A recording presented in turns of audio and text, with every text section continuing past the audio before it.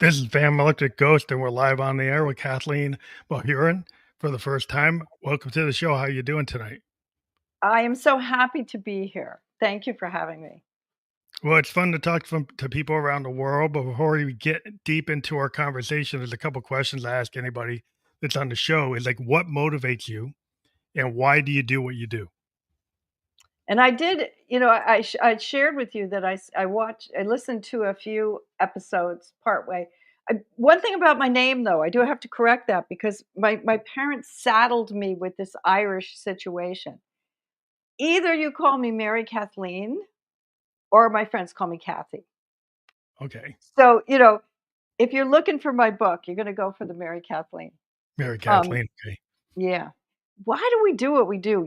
When I heard you say that, I thought, wow, as you can see, I am not a young girl. I have lived decades on this planet, and I think it would depend on which decade you're talking about. So, are we talking about present time? Well, I mean, if that's what you want to talk to, because it kind of goes toward like what we should focus on. Like if we're more in the present moment, what we're going to talk about today, Yeah. then that would apply. If we want to go back, because your story requires you to kind of start maybe at the beginning, it's kind of dependent on where we want to go in with your life story. Well, let me. I'll go back just quickly though. Um, I had a really difficult childhood, and my purpose in life was staying safe and trying to help my siblings stay safe. And by teenage years, I was abandoned. So I would still say I was on survival mode. And by the way, if there's any kids out there who are in that situation, please know that it's more common than you think. And my advice to you, and I'm thinking of you and crossing my fingers, just keep doing the next right thing. You can do it. It can be overwhelming, but you can do it. By my 20s, I had understood clearly that the way out of poverty, because during the years that I was just all by myself as a kid, I was living in very poor neighborhoods. And I understood that education was the way. So that was years and years and years of and working at night and trying to take classes during the day. It took me 6 years to get my bachelor's degree, but I am here, and I was a teacher. I was a math teacher for many years, so it happened. Now, today is this miracle where I raised my boys, helped my siblings, did all that stuff, and realized that I could do what I wanted. My youngest son said to me, because I said, "Well, I wish I'd had the opportunities you had." And he said, "Why do you think it's too late?" Yeah. It's like, as long as you're here, there's always an opportunity. That's the thing. Like a lot of times people put that kind of time box on themselves. They put the glass ceiling. Right. I thought it was And over. I thought yeah, my best years were over. And I published my first novel when I was 60. In the last 9 years, I've written 7 books, published 7 books. And it's really, I get to live for the joy of creation. So, that why do I do what I do? Because I it was a long fight getting here. Mortality is looming, and I think if life is a 3-act play, that I want this to be my grand finale, and I'm going for it.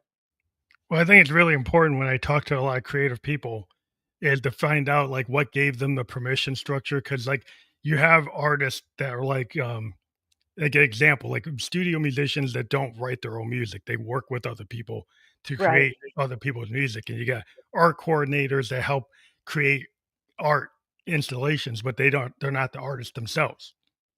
And then later they find it's like, well, maybe I have the permission to do this. So I always ask like creative people, like you said, you kind of made it when you're 60. You started getting to where you wanted to be, and it wasn't that conversation with your son that made you gave you like the permission structure to say, hey, yeah, I can do that. It was a shock to hear it, but from someone who loves me very much. That's why I got through. And now that is my life. I mean, almost everything to do with my life, it has to do with writing. I Mhm. have a column in our local paper. I do interviews on our local television station, but all of it, the basis is writing. And it's a fabulous time of life. Well, it's great to be able to have that creative spark and be able to do, have that vision as an artist. Every time I talk to creative people, it's always like they're very happy to be in the place they are because it's like that's like it's not that they want to be like a physician or a doctor or some engineer. They want to be a creative person. And their art is their life, and they do it whether they were super successful or not. I mean, a lot of musicians I know, they do it just because they love playing their instrument and they find a Right. way to get to it. It's always good if you're successful, but a lot of times people do the craft they're in because they love it, not because they get a million views. That Do you helps. think we could go just a little further than that? Do you think we do it because we have to? Yeah, I think some people kind of born to be artists, I and do and they too. and they couldn't do anything else. You see it with the like phenoms, and you're just a lot of times they happen really young. In the arts and music, we see people starting when they're 7, 5, 4 years old, being Right. able to jump on a piano, violin, and just pick it up and never let it go. Just 'cause they seem to have the aptitude and they're getting downloads from, like, the muse. I always look at Victorian poets as sometimes they're like artists or creators are kinda in tune with this idea of the muse, which is like your internal subconscious and the external, and you can synthesize it. And you get these kind of downloads that just happen, and you just have to do it. I think that's right, and I think, as an author, I'm not gonna speak of any other kind of artist, but you're born someone who can create stories, can create worlds. I'm of Irish descent, and we're an oral tradition, and everybody I knew really were great storytellers. It can't be taught. I mean, finesse can be taught, the rules can be taught, but I Mhm. think you're just born with it or not. Yeah, you have that a knack for words, or you have that way sense about you that I think what artists are doing is, like, you're very observant, and you're Yes. observant not only about what happens outside yourself, but you're observant about what happens within yourself. You're observant to be able to pick up the subconscious dreams or waking dreams or things that happen within your life and be able to actually have a knack to expand on that and put it into words. And maybe I think that's like the real drive that like people continually, as when I run into authors, is like they always have something they're working on. There's Yes. always like the next book, or a couple of books, or they got ideas that, well, this one doesn't belong here, it belongs there, and so they keep track of like everything they're doing, and it's like, well, this is the right project, this is the right frame, and this one maybe will be something I could use later, but they still document. Maybe we could get into your process. Do you work, like, sequentially, or does it kinda happen in different phases? Like, it can happen then you're not time boxed. You are well, if we're talking about novels, novels are a marathon, and but I still have to write. So I know I can't sit and write my novel 8 hours a day. So I have plans. Like you being a math teacher, you're going to laugh at this, but there's a lot of research about the stories that stand the test of time, and it's not really a formula. Well, of course, genres like romance actually do have formulas, but that's not what I write.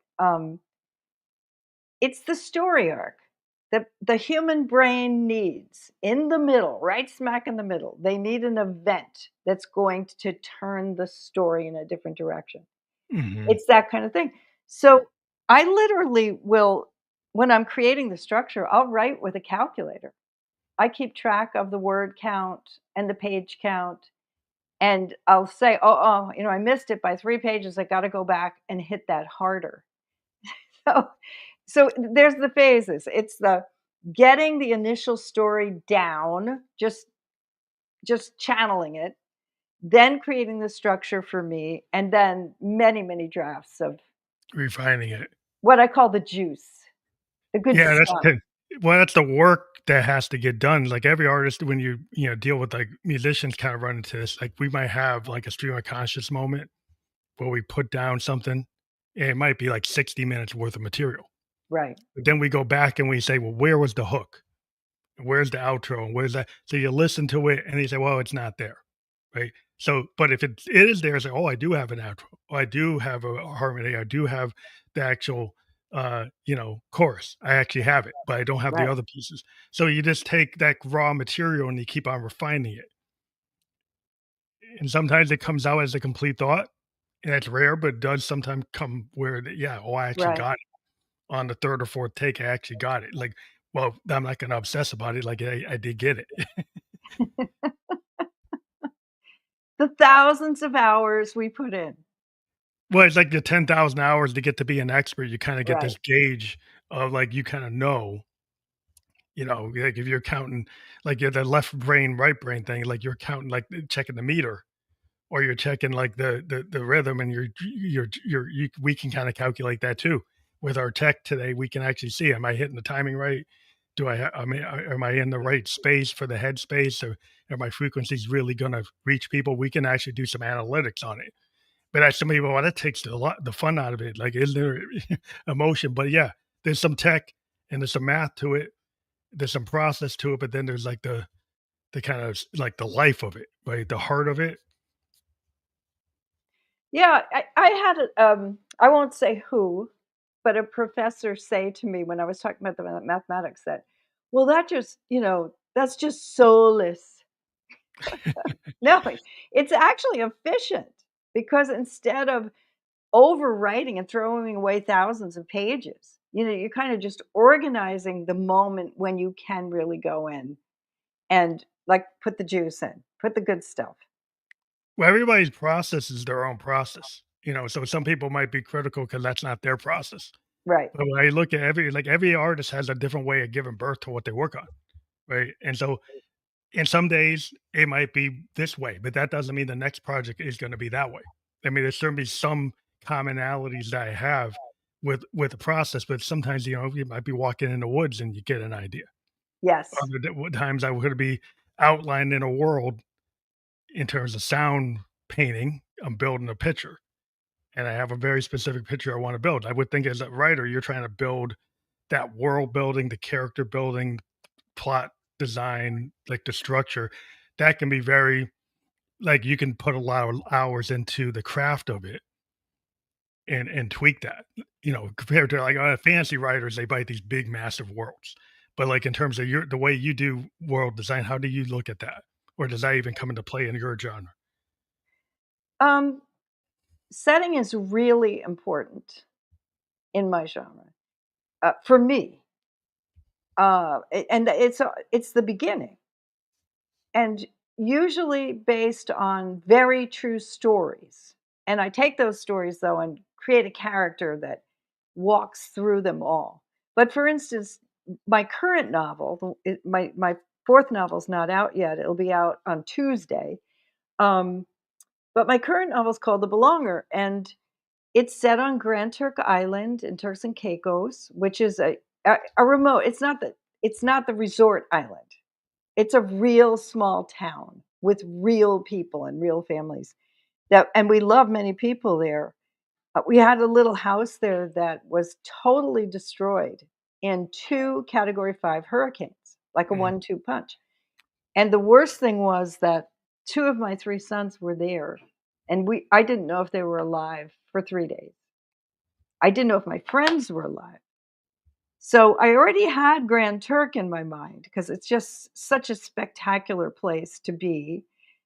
But now I've got all the stories. I get back on island and I have all the stories. An example is a friend um, living in a wooden house with his mom had to tie her to the refrigerator when the roof blew off Oh, because it wow. was going to suck her. It was like dramatic stories, and so I created a character called Holly Walker, who's an American woman, wants to be with her son. Her son is the child of a belonger, which means historically a person who belongs to the island. And Holly goes down because her son's moved to be near his dad, and she becomes a reluctant hero as all these things happen. But all the stories are true, and I think that's why it's actually carried in the National Museum. Oh, wow. Um, and I think the reason is that you get how authentic these stories are. Is that what You know? you like to do with your books? Does it have a lot of truth from real life Oh yeah. examples, or is it just this book? No, no, I really do. The new one, Down on the South Beach Drag, is set in 1972 at the Jersey Shore in Asbury Park, a place I know very well. And and given that I was not supervised as a teenager, let's put it that way. I was in the thick of everything in 72. This was the year before Springsteen became famous. Before he made that whole area famous with Yes. his stories So about it. it was a really low rent, dangerous place, but the music scene was insane. I Mm, mean, it was almost no, uh, club or bar or restaurant that didn't have music. The crowds of musicians that and continued. I mean, Southside Johnny is kind of a yeah. Jersey phenomenon, but, he was playing Stevie Van Zandt's music. And they did not become as famous as Bruce Springsteen, but I mean, their music still holds up. Well, yeah, you have these scenes, every area of the country has these music scenes that kinda, Seattle's famous for grunge, and you got the, Right. CBGB scene out of New York, but you also have this scene that you've been talking about, and, that's I've always been a real big fan of musicians, coming from scenes, and I kind of have had a lot of stories about that on the show, but it's interesting you picked that area, and your story is a coming of age story about a young queer aspiring photographer in the '70s. What made you wanna pick that as your protagonist, that person?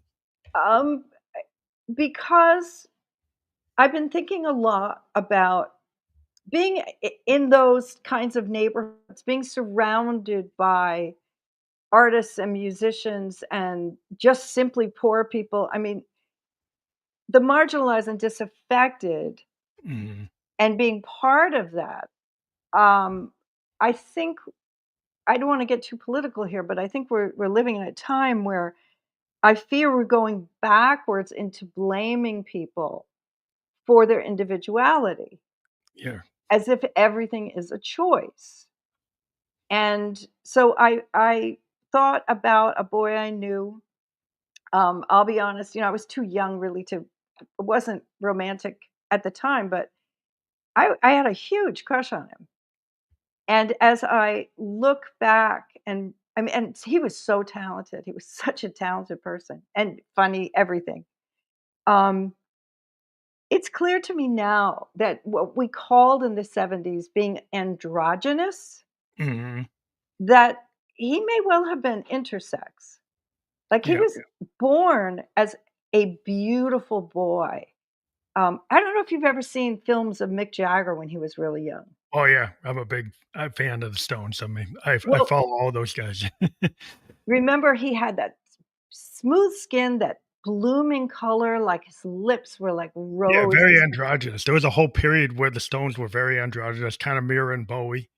Exactly. Bowie at Bowie, the same time. Lou Reed was doing it, like, everybody was, Freddie Mercury was there's a whole period before even you get to new wave, where you had in the '70s this kinda androgyny with the major rock bands. They were all kind of, leaning into it, and, Right. Little Richard says, "Well, I'm the one that started it." Well, he was Nobody gives pretty me credit. terrific. He was Nobody gave pretty me credit. terrific. I mean, it's like, I'm the originator. I'm the one that came up with that idea, and all you guys think it's original. It's like, I'm the guy. But, But what I thought when I began to plan the book is thinking about the way certain populations are getting attacked now. mhm. Thinking in my lifetime, I thought we made progress. I thought we were beyond all that. Yeah, I'm a child of the '70s. Like, I'm 57, and, I grew up my brother was 7 years older, and so in my household, I'm hearing Led Zeppelin and my mom's playing the Carpenters and my dad playing James Brown. Right, So I'm hearing, like, everything, and that's why I really got into music. I'm jazzed to everything. But the right, idea was that, there was this wide open world of music, and when you got into music, you didn't make judgments about, like, what people looked like. You listened to, like, what they sounded like. right. But now it seems it's getting backward. It's like, oh, now there's an official way to be, and there's this otherism. Like, they you blame your own deficiencies on somebody else because it's easier than looking in the looking glass. Like, the looking glass self is something you avoid. Rather than back then, the Mhm. introspection with the singer-songwriters and people exploring their sexuality and, the whole Woodstock movement, the movement, like, gay rights and civil rights and female rights, equal rights. I mean, I grew up with all that in the background. It seemed like suddenly there's been, like, a big backlash against Yes, all of that. It's like we wanna go back to, like, what, 1900 or 1800? but I thought was interesting what was most interesting about the choice of shaping my character Georgie around the boy I knew is there was no choice. The child was born that way. Now, because a lot of times, I mean, many children, I taught many, like probably thousands of children, and many will say, "Hey, I was born like this. This is me." Right? Mhm. But there's a lot of people who think they're making a choice. So I thought, I want an example where there is no choice Yeah, that's because who you are. It's kinda there like, when you're an artist, it's like some aspects of yourself, and, like, that's just who the person is, and there's a lot of people think, "Oh, they're being groomed or being trained or being this," yeah. and they wanna put it on, like, ideology from, social I was a sociology major, so, like, you get these people get stuck in these social mores. They get stuck in these paradigms, Well, and, and bullied. I mean, I was bullied as a because I was a girl like my character, Maeve. I'm Irish Catholic, and conformity. I I People had places I wanted to go. I was more interested in doing and experiencing. I was not really interested in romance for a long time. mhm, Um, so Maeve's like that. She wants to go to Asbury Park because in my culture at the time, it was very common that parents didn't worry about sending girls to college. They only sent their sons. mhm, and And they're gonna get married? Is that was the idea? yes, that's all the only thing we were supposed to do, get married and have children. And she was like, "No way, I wanna go to New York. I wanna be an artist." She wanted to be a photographer. And she's just offbeat because she's not into boys until she meets Georgie. So she meets this young man and, falls hopelessly in love with him. And she's in Asbury Park at a time where there were so many, like, sideshow entertainers, carnies, musicians, alternative lifestyles, everything on the street. And she realizes that this, if you would call it, back then they would have called it a bohemian lifestyle, Yeah, it's that like a that is where she belonged. That's it's like where she was happy. it's kinda like Haight-Ashbury, the idea, like, you get these scenes where people felt there's permission structures to be in, like, Warhol in New York Right. with Lou Reed, had the, like, the exploding inevitable. They had this, like, happening, and there were models, painters, actors, musicians, and they would all get together at Warhol's warehouse and have these big happenings. There was, like, multiple disciplines of art and art type Yeah. people all coming together because it's a scene, and people felt like they could be themselves. They could be their artist self. They don't have to hide that they wanted to dabble in these things, and it wasn't. And I would say they created families because even though we'd already done the summer of love in the late 60s and all that kind of thing, where I lived, it was still very conservative communities, very religious communities. So when all these young people that maybe they were outliers, I'm not sure what we would use. What do we consider ourselves? I don't think we're average people. Yeah. But when you chose each other, you had to make each other family because your own family often was really unhappy with your choices.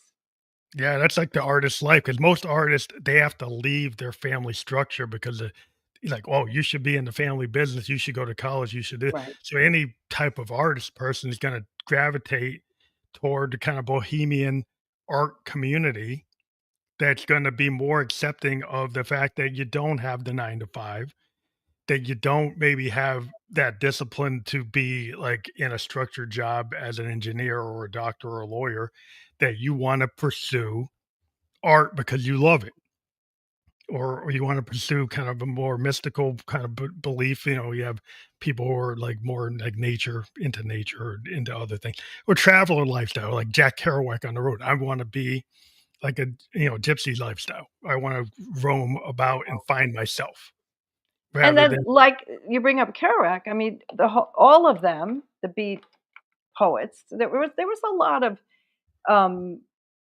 fluid sexuality, which was I promise you, in my town back then, I would say there were no gay people. Well, we didn't even have the word gay, so let's Mhm. take that out of it. Well, of course there were, They're just deep underground. but yes, it was dangerous to present your whole self. And so, but this story, I'm getting a little heavy. My intentions may be sort of the Iron Fist, but the book is the Velvet Glove Mm. because I've gotten quite good at writing page turners and characters that people fall in love with.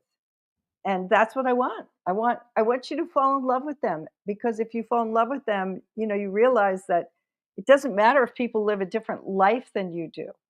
They're still lovable.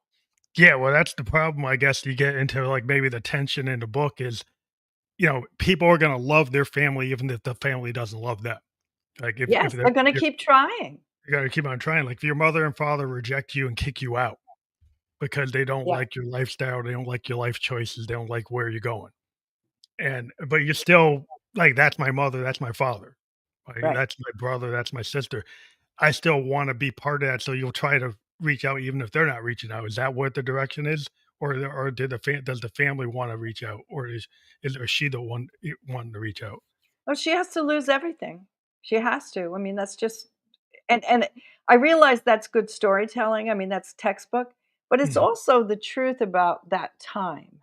Yeah. I It's knew many young people who were simply disowned, and it one I'm related to. I'm not going to name who it is, but it took my parents 3 years, I bet, before they realized that they were going to really lose their child. Mhm. Right? But it was the whole, well, it's like I say, Catholicism at the time was such dogma. So rigid. Well, some people's belief systems are so rigid and they're so Yeah, into a loop of reinforcement loops that kinda and I think it's like an idea of safety. Like, human beings have always wanted safety. They wanna run from the wolf at the door. And the wolf at the door is easy to tag on otherism, or there's or to tag on things that are not conforming and say they're dangerous. And so, like, to be in the group, in the tribal group or the clan group is safer than going out, and maybe getting hit by the wolf. Like, so you're gonna conform and you're gonna restrict maybe what you wanna do. The individual will be restricted to fit in with the whole in order to just be in that safety spot. But over time, the wolf at the door is not the physical wolf at the door. It's something else. boy, you've got some great thoughts. I must say, I'm very impressed with you. Yeah, I hadn't thought of it that way. I do know, of course, all parents, if they think the child is going in a particular direction, they think it's harder than being average. Yeah. Right? I don't think those particular parents, like mine were, realize that for us, being average is like death. Like, we Well, just yeah. don't belong there. We don't There's a lot belong there. a lot of times they're like neurodivergence. A lot of artists that I've kind of tracked that there's a lot of neurodivergence, and so you tend not to follow within the bell curve of what that bell curve is in the middle, right? Is Yeah. And that's where everybody wants you to be in the cube, at work, you be in the box. But then again, then people are saying, well, we want out of the box thinking. We want people to be creative. Well, if your societal structure actually doesn't have a reward system for that, you're like you say you want it, but you don't reward it.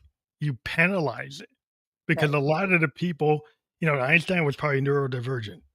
You know, Picasso was neurodivergent. Almost all the great artists, you check them, they were neurodivergent. They didn't fit Yeah. in, right? And so the idea of fitting in is somehow going to be a value to actually being successful. Well, yeah, maybe it's okay to be kind of in the middle, but to be successful, you kind of have to push it. And you have to kind of push what you're willing to, whether you want an expanded point of view or a limited point of Yeah. view. It's what you're making me think of, like, I write my novels, so, I have my 4th one coming out on Tuesday, and I'm deep into the 5th. But what I do to give back to my community is, I write coffee table books. We have 3 of them now, and they're the anecdotal history of the Mad River Valley. I live in the Mad River Valley of Vermont. Mhm. And the process of creating the first one, um, it's snippets of memoir that create a ribbon that tie the stories together. And it leads us to each article, the history article, of how I stumbled on something or how another person, there are many other writers in the book, um, how they stumbled on this information, whether it be an interview or an actual found artifact. And and in between all this, in between the text, is absolutely out there art. Just like an impressionistic journey. Well, when we start, like, first of all, how do you tell somebody this, that this is a dream? My son my son is he was a motion graphic artist, and he is a showrunner for Amazon Prime now. And he had this vision is that, we're gonna the art speaks for itself. It goes where it wants to go. Mhm. And we had I mean, community members get really upset because what they're thinking of is the classic magazine. Mhm. You have the story, you've got the picture with the caption. That when we tried to describe it to them, and the community actually, by the way, all the artists donated, and the businesses paid for the design and printing. So we're trying to pitch this and talk people into it, and they're getting really emotional. But I'll tell you what, we pulled it off because we sold out our entire print run in 3 weeks. So it And wasn't like Neat Reader's Digest, it was a little more adventurous than that. it was adventurous, and when you hold it in your hands, the quality of the paper and the gorgeousness of the presentation. Well, then we had to do a second, so that was a whole different book, and now we're just launching the third. So I think that's what you're talking about. It's like sometimes you have to fight Well, the to fight to try to do something that's not like, the problem is a lot of time in business, the art business, is they wanna know that it's gonna work, so they want a clone of something that worked. yeah, And so a lot of times if you're an artist and say, "Well, I don't wanna keep on repeating the same thing," right? I wanna do something more innovative. And there's usually like an initial rejection is like, "Well, I don't know if that's gonna sell. I don't know if that's gonna hit," because, because it's not known. It's like if you work with the unknown, if you take something that's like, well, 70 like 30% of this thing's unknown. We needed to have like 90% of this thing known. Right. So if you have a little too much that's unknown, it's like, I don't know if I can sell that. I don't know if I can swing that. Well, that's where a lot of artists want to live. They want to live on that's that. right. That thing is like, well, it's like, I don't know if that could sell. It's like, it's okay, back to back and back. We keep it going around and around about like what sells and what doesn't. But artists want to do what they feel. And if it happens to hit, that's cool. But the business world and the arts is like, well, you got to try to hit more often than you don't. Well, I bet you're not surprised that the winter I was finalizing the, um the mock-up of the first Take Me Back: An Anecdotal History of the Mad River Valley, I hardly slept because I would wake up and I'd think of the different businesses that had given me money for the printer, like, they believed in me, and I'm Mhm. thinking, "Oh my god, if it doesn't sell, what if they hate it?" Yeah. And it coulda happened. I've had plenty of failure. I think that's just part of the process, right? Well, yeah, part of the process, I mean, you deal with, you're is there what's on the cutting room floor when I've talked to filmmakers, like, how many hours are on the cutting room floor, That's what right. you don't do, what you don't show, how many, versions of that scene were done until you found the one that fit, right? It's the same, it's like it's a lot of craft. People think it goes from 0 to 100 and you're just there, right? Oh, yeah. Anytime you're in the arts, it's like there's a lot of craft, there's a lot of stuff you don't see, and because of the kind of world we live in with, like, instant gratification of the ethers net, like what's out in the world, everybody thinks I can just get it done the first time. You get all these people, "I can just do it right off the bat, I'm gonna hit it." Like, really? It's a craft. I'm mindful, I'm gonna paraphrase Hemingway, maybe I'll actually say it right. He said something like, "In order to write accurately about the tip of the iceberg, you have to know the whole iceberg." So it's all that preparation and meditation and reflection. And that doesn't always give you the instant return. Everybody's looking for the immediate return. Right. Some projects take years, some projects take sometimes it happens, but sometimes it doesn't, and even if it happens quickly, it still maybe was 10 or 15 years of your life to get to that point that you got it done in 6 months, right? Exactly. Because but, like, they might say, "Well, you got it done in 6 months," but you didn't count the 15 years that went into it or the 30 years that went.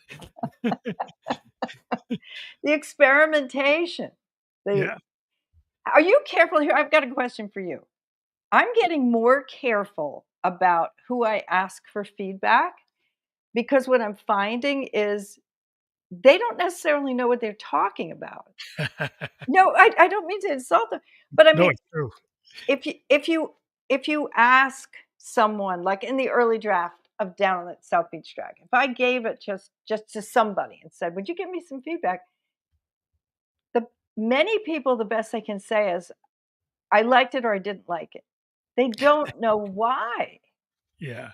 And so I'm more careful about who I go to for help. How about you with your music? Do you For ask for music, like, yeah, we have kinda like a beta reader for musicians, like, we have these Yeah, areas like SoundCloud, you can put things out, and you before you bring it to the big world, like going to Spotify or Apple or going to big distributors to get physical, you can have it in these areas where you have, like, diehard music fans of certain genres, and they'll go listen and give you feedback. They'll actually go in.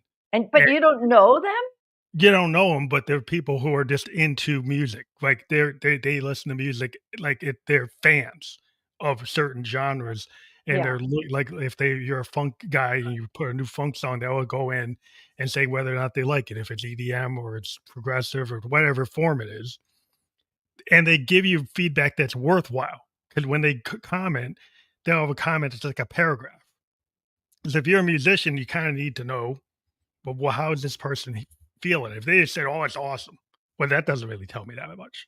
Like, you want somebody to be able to be descriptive and not to say, "I hate it because 'cause you're terrible," and they, just berate yeah, you. Like, you want somebody to say, "Well, I didn't like the timing change. I didn't like the fact that you moved it to a sharp, or I didn't like the fact that you did this." Somebody that actually knows what they're talking about to a certain degree, right? They're a fan that's kind of yeah. serious about the craft.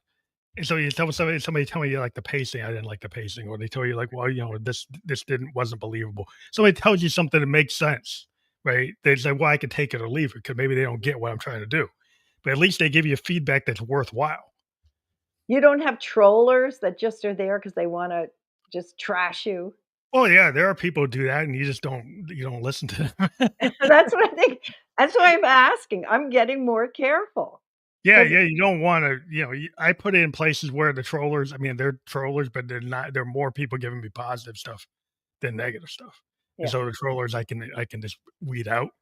Um, if I find out that everything becomes troller, then I'll go find somewhere else to go. But yeah, yeah, you have to be, if you know that you're doing something that may not be everybody's cup of tea, trying to get information from somebody that just wants things to be their cup of tea isn't really gonna help you. What I'm noticing on this book, already in just my publicist putting stuff out there, is there are some people that just want to hate it because of the subject matter. Yeah, well, there's some people are like that, you get some people that they see a subject and they just hate everything about that. They wanna, like, bury the subject. And guess There's what's the biggest hate magnet at the moment? well, I can guess. No, it's Bruce Springsteen, Oh, kind of what he says? Yeah. because he's taken a stand. Well, anybody that takes a stand and says something, like Dylan when when the Folkies didn't like when he went electric, Right. and he basically said like, I don't. They called him a Judas, and he said, "I don't believe you," and then he kept on playing. Now, some people, when the people were throwing stuff at him and yelling at him, they would stop, but he didn't stop. He just said, "I don't believe you. I got the Yeah. tape," and he kept on playing. And and then 66, 65, he's doing that, and by 74, those songs actually had audience that understood them. But in '66, there were people in the audience that didn't Right. understand it. He didn't stop going that way. He kept on refining it until point the audience actually finally understood it, or enough people understood it that, like, he's filling stadiums. Well, in this case, what happened was there was a period when, Bruce was in England and speaking out Oh, I've against seen the cha those. that that was a hot time. Like 3 or 4 times a day, I had to get on there and erase things because they were so offensive. Well, yeah, there's people that are we're so, it's like left and right, it's like black and white. It's so, like, nobody has any kind of area for the gray areas anymore. Nobody has any it's like you don't have to hate somebody because they have a different idea, right? You should listen to all the ideas in the public square and not say, "Well, this should be banned, this should be limited, this you shouldn't." And that's we're living in this age where it's just so volatile that it's hard to navigate because you get sometimes you get a lot of hate. I mean, you could do a show sometimes as a musician, Yeah. and people are you have to have like roadies to protect you because there's certain people don't like your lyric. Like, like if people wouldn't do that 15 years ago, most of the time you would not get hit Yeah. Well, I for think that's saying something.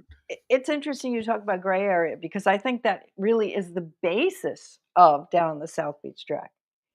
What about folks that are in a position through no fault of their own, trying to make their way, you know, to be bullied and berated and even beaten up by the police Well, it's for hard being who like you are.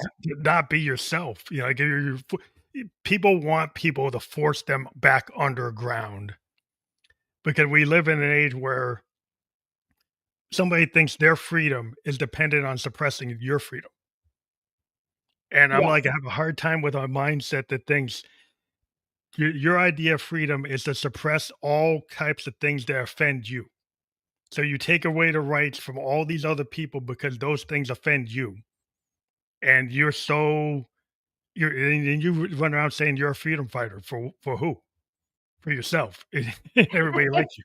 Well, you make me think about when I was 14, we started a theater company. We didn't know we couldn't. We figured if we worked hard enough, we could do it. We thought it would last one summer, and it lasted decades. And those, because the younger kids would take over. And most everything we did, we would go into the city on the bus, the city being New York City, if you're not from the tri Mhm. state area. Yeah. Um, and we would go rent the scripts like you had to do and get permission. I mean, I swear we were there like with our piggy banks trying to make this happen. It was very bonding, and most of us are still friends. And what I think is the truth, whereas I felt pressured to be like, I think of it like the Barbie doll and quarterback. Yeah. That was the aspiration. But the Ken. truth is, our kids from our theater group, the Northern Mask, if you're out there, if you're hearing this, um, they're the most interesting people, some of the most interesting people I've met in my life. They always were. We were drawn to each other, even though we were outsiders, we just Yeah, what's law of formed a attraction? I always yeah, feel that the law of attraction kinda brings, like, that kind of frequency. I'm a yeah, big believer in, like, frequencies actually pulling like-minded into it's the idea, like, I get a good vibe, I get a bad vibe. And, we musicians, we pick up on the vibes right away because when we're trying to get people to play with us, like, "Well, does this guy get it? Does this person get it or they don't?" They're like, "Well, they don't really vibe with the group, so let's find somebody that does," right? right. So, you immediately look for the, like, nonverbal things that you can't even explain, but, like, whether that somebody gets it, like, "Oh, this guy gets it. This guy always has the right sax line no matter what I play. He just knows it, and this other guy, he can't get it right."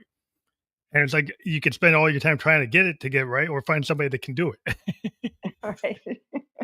That's sometimes things don't work, and you can try to make it work, and, there's somebody as a producer, you try to make it work.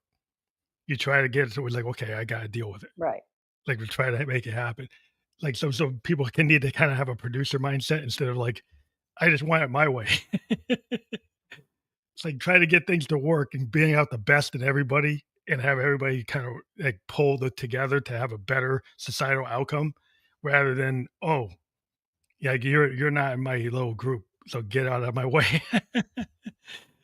But that's why things like theater and music are so bonding because when you do get that ensemble feel, when you've reached it, like that, you love those people. Well, You you stay in contact with them for 20, 30 years. exactly, because those are the moments that just are life changing. Yeah, it's so important where, somehow today we've got people like and I'm in tech, right? And I understand STEM. Yeah. So people always talk STEM, STEM, STEM, and I get it. Like, you need to know algebra, you need to know trig, you need to know science and physics, and all that. But, like, if you don't teach the arts, you don't teach history, you don't teach liberal arts, your philosophy, you don't learn from the past, you don't have any idea, you lose some critical thinking. And I think if you get people who don't have any interest in having any of the softer skills, I think it makes a person. And that's when in the arts, you like people spend time in their vulnerability, in their their just accessibility that they're willing to be in that space where other people are stuck in their dogma. And Well, I did a paper in grad school um, about my strong belief as a math teacher that the children learn best in context. We know that. But I believe they learn mathematics best in context of the arts. So yeah, it might be like one I'm just off the top of my head. I with 12-year-olds, with seventh graders, I was certified from fifth grade through 12, but I loved seventh grade. I thought they were just so open still. hmm Children, but capable of a lot. So you learn about scaling and ratios and this kind of thing. But then at the end, what we're doing is you are designing your dream apartment. well, that's more practical. It's like when you start teaching math by teaching kids how to code like a video game. If I go and I show a kid physics as it relates to a video game character, physics is so heady that if you can't put it into something that the kid's interested in, they're just gonna get bogged down. But if you show them like if this character pushes on this, this is the calculation that shows the physics. This is what shows the resistance. If you actually teach in that kind of method, which I've done before, you'll get way more buy-in. The kids will say, "Well, I actually like physics now. So I like the And trig." what I think is interesting, I'm thinking of another project. 'Cause I'm actually a science and math teacher. I'm certified in both. Here in the spring in Vermont, all the ponds, we go through the polywog thing where the frog goes through all these changes. And the culmination of that was that the kids designed and wrote a children's book. Mm, Now, we when you push beyond just like, well, it's this stage and it's that stage, and when they're actually creating a story, but it includes the facts, that was in my critical thinking, observation, highest level of learning. Yeah, well, you to start to piece it together. The problem I think a lot of times is we've segmented things out from the actual real world application. Yeah. So if you pull calculus and algebra and physics and you just narrowly focus on that equation without the real world implication of like how does that work in real life? Like when you just separate it so it's abstract, only the people who are capable of thinking in abstract get it. And not everybody can think in abstract. So it's like, do Yeah, you want 90% of the class to get it, or do you want 10% of the class to get it? So what's the goal? it's tough. At very I taught a very long time, and during the years that we were developing state and national standards, grade level expectations that would be uniform across states. I more than once I took these tasks, these goals, and put them on a calendar, and there was no way they could fit. They couldn't fit.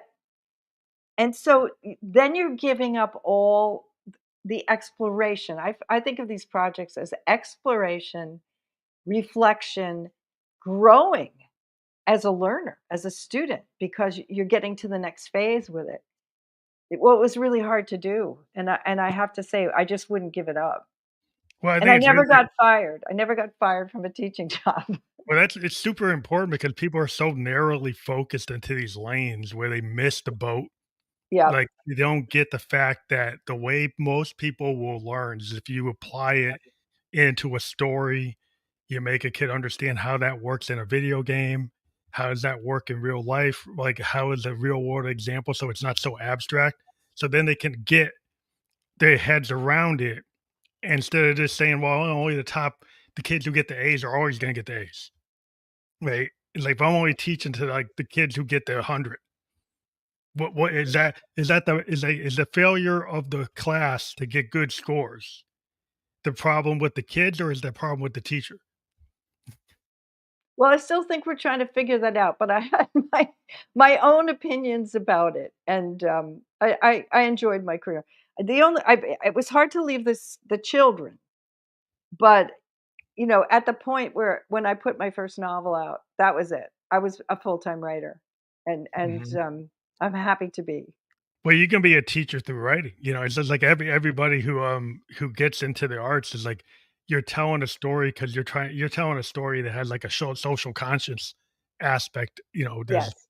the socio-political aspect to it, and, that's the great thing about writing, science fiction writers always found a way to do it, Rod Serling, Gene Roddenberry, they always, like, would sneak these morality tales into science fiction, which is maybe more presentable Yep. to talk about it. And so if you can bring it into a story, if you can make it interesting, you can make it actually like, "Well, I can understand this person. Maybe I had these ideas about who this person is from this category of people in society, but now that I've read about it, it's like, wow, I find myself in that person, or I Well, understand that person." you're saying it exactly right. I pray that that is what happens with my new novel, Down the South Beach Drag. To get inside a human being. Just it's a Mm, human being. yeah. Well, that's where people have to stop otherizing or turning into, not human. Like, we have a tendency to, like, what happened in Rwanda, people start calling people cockroaches, start calling people things that are not human. Then you open things up to like, well, then they don't have to be treated like humans. Mhm. And so, like, if you get these mindsets where, like, I can otherize, I can actually objectify, I can turn them into a non-being, non-human being, and then I don't have to respect them. But, Yeah. you're disrespecting humanity, which you look in the mirror, you're disrespecting yourself. So, like, You've got some great lines, I must say, and they're not just lines, they're actually I can tell they're things you've thought about deeply. songwriters, we write in a different way. We write shorter form, but we try Yep, to get the same ideas out. So through my writing over the years, I've tried to embrace like a very expansive mindset that pulls from the East and the West and Victorian stuff, or wherever I pull from Greek mythology, like anything I've learned. I went to Bowdoin, so I had kind of a good background in being able to be a critical thinker, a holistic thinker, Yep. I try to bring that to the stage because I think people get stuck in these narrow lanes, and I always like cross lane, cross genre. Why not? Why can't you do that? Why won't you think about that? What is I think that people need to kind of push themselves a little bit. Probably so. There So are hopefully, some people we should acknowledge there are some people that are simply more comfortable with rules. And yeah, that's okay. If that's a choice, that's okay. yeah. I mean, they can stay. If they want to stay in their lane, is that my argument for them is that don't force other people into your lane. Exactly. Because we can't exist there. We just can't do it. Yeah. So I mean, if you want to be in your lane, live and let live. Just don't try to force me to be in your box. Right. You know that's Right. that's just like that's fine. Like live and let live. Be more.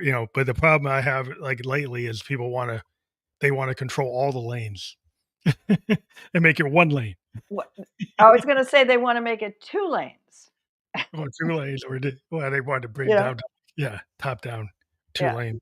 Yeah, yeah. There's a lot of lanes in between. But when you're working on a lot of these ideas, you said you have like the Down on the South Beach Drag. That's the book we're showing here on the link. But Yes. we talked about like the Belonger, and I know you've had a bunch of other books. Like, what was the book that you had the most fun writing before we end today?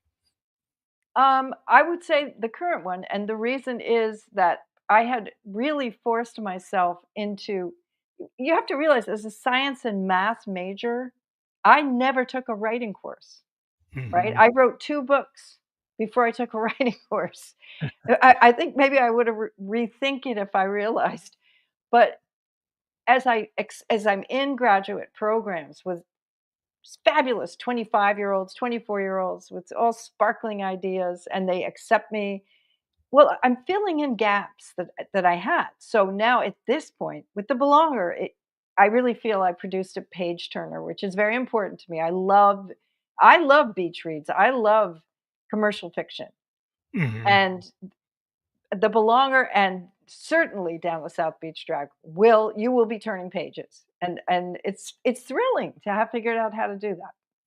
Well, it's so important to get to have people still be interested in books in this Yeah. digital age. Do you find people like the physical, or do they read the Kindle, or do they read the audio book, I or how do people read your books? My current novel and my, new novel both have very well produced audiobooks. Hmm. So this is a whole 'nother thing, being able to take it and produce it in such a way that it's almost like a play. It's Yeah. being performed.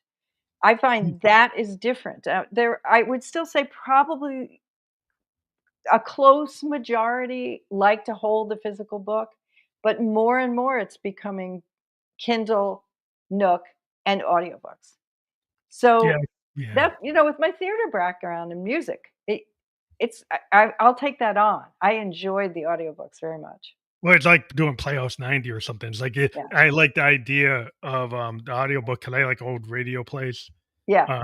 listening to that, being a And child of I just wanna be clear, I wasn't the narrator. I was Yeah, I not the understand that. actress, Yeah, the but you idea that it's like still a radio play. It's like you yeah, have multiple actors actually doing it like a play, like you mentioned. and, like anything, producing it is a lot of work, and I enjoyed it a lot. So you were heavily involved in the production of, like, the audiobooks and making decisions like a director? Yeah, yes, I would say so, yeah. That's cool, because I think that's crossing into another medium when you move from the physical book to, like, the electronic book to the audio book, to maybe even doing a teleplay or turn it into a screenplay. There's every type of area you move the art into requires, like, a different set of, like, parameters. Right. But it's fascinating, and I do wanna give a shout out to VoiceOver Vermont, which is the company that I work with. They have a wonderful stable of actors and I guess we call actresses actors in this day Mhm. and age Voice too. actors. Yeah, play Yeah, voice. and, Yeah. wonderful to work with. Um, but yeah, it's a reality. I mean, a lot of people don't want those paper books anymore. Where are they gonna put them? Their shelves are Yeah, already filled. It's a digital age. Everybody's on their phone or Yeah, their pad device. Yeah, I think that's the struggle today. Because I'm still kind of an analog person. I like physical stuff. I yeah. like vinyl. I like tapes. I like physical books. But like my daughter, 25, is like everything's on her iPad. Everything's on her phone. Well, the That's other that's thing the that way it is. was cool, I don't if the listeners can't see the cover, right? They have to click on the link. Yeah, they have to Yeah. click it. I love the cover. The art department did a great job. And then my son, the filmmaker, recreated that woman on the cover for my trailer. Did a 60-second Oh, trailer. trailer, like a video trailer? That's It cool. so the way you can express and market your books now is expanding. Yeah, you can put something on TikTok or Instagram or Facebook and then Exactly. get to an audience that maybe you wouldn't have got to. The same audience that would go see a movie or some kind of like streaming show on Netflix, like can suddenly get access to your medium, which is really cool. Right. Yeah, it is Like, cool. And I think you gotta the world is changing. My whole life, I could never stand, like for an example is, when television, because when I was born, children, we didn't have televisions. Nobody had a television. And oh, and there was all this big drama that television was gonna destroy the destroy. film industry. Yeah, Right? yeah, And yeah, it's yeah. been one thing after another, and right now, okay, the book form is becoming less popular, but look at the other stuff being made with Yeah, that. but every form changes, and people get nostalgic for what they knew. Yeah. But yeah, change is the one thing we know is gonna happen, so let's That's kinda what I embrace refuse to it. do that. I don't wanna be like, "Oh, back in the old days," you know? Yeah. This Well, is a it's pretty exciting time to be alive. yeah, yeah, look at for everything that you don't like happening, there's always something cool that, you gotta look at things like it's not half glass, empty, Right, half glass full. It's like, yeah, there's of course, there are things you might not like, but there are things you maybe you don't understand. And like anybody, like you gotta kinda get with, there's a learning curve today that happens exponentially faster than maybe it happened before. right. And maybe that's what people don't like, is they kind of feel like, "Well, I'm being forced to learn something that I don't want to," but, that's life. That's life, and it's always worth it. It's always worth it to learn.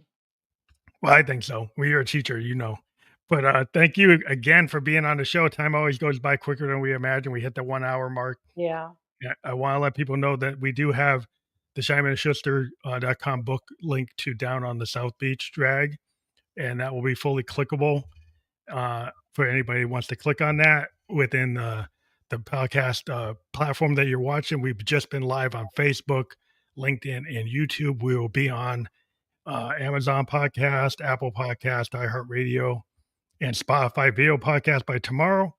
And there'll be a landing page we'll provide to your audience so they can check that out on every platform they want to. I want to thank you for being on the Fam Electric Ghost podcast. And I wanna thank you. I can see why you're so successful. It's fun. Thank you.